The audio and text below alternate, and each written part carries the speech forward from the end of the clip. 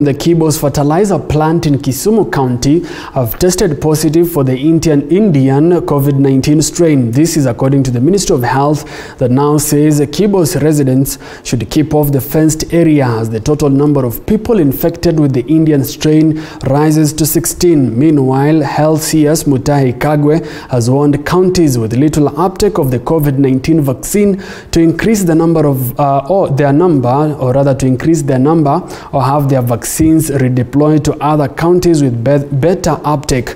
This coming at a time when COVID-19 vaccine hesitancy in Africa threatens the entire exercise.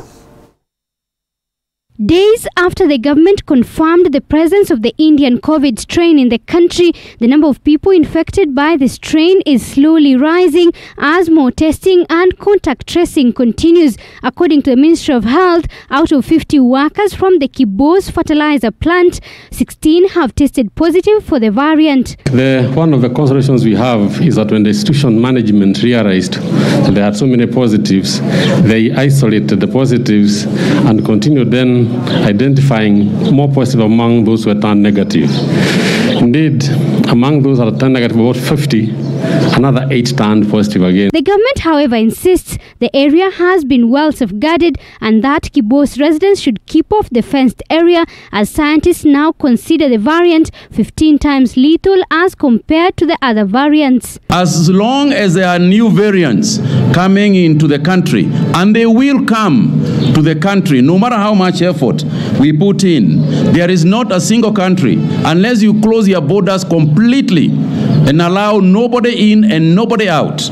That is the only way you can be sure. And even then, you never know. Meanwhile, Health CS Mutahi Kagwe has warned counties with little uptake of the COVID-19 vaccine to increase the number or have their vaccines redeployed to other counties with better uptake. According to Kagwe, the vaccine shelf life is slowly approaching its expiry, hence the move to ensure all vaccines end up in the arms of Kenyans. We cannot have the vaccines expire.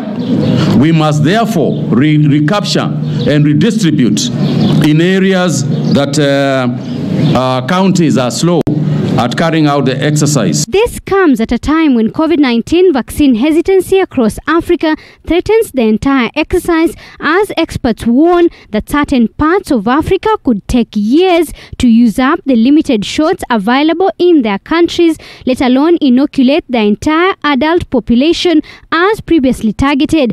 A total of 911,515 people have been vaccinated in the country so far. There's lots of people who are still holding out on the vaccine.